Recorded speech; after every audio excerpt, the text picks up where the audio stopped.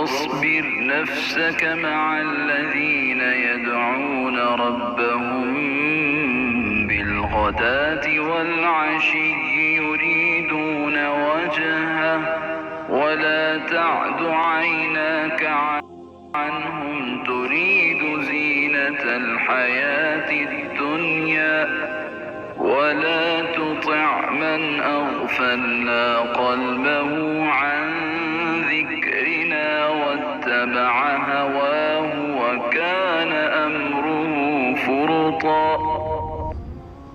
और अपने आप को उन्हीं के साथ रखा कर जो अपने परवरदिगार को सुबह शाम पुकारते हैं और उसी के चेहरे के इरादे रखते हैं, रजामंदी चाहते हैं।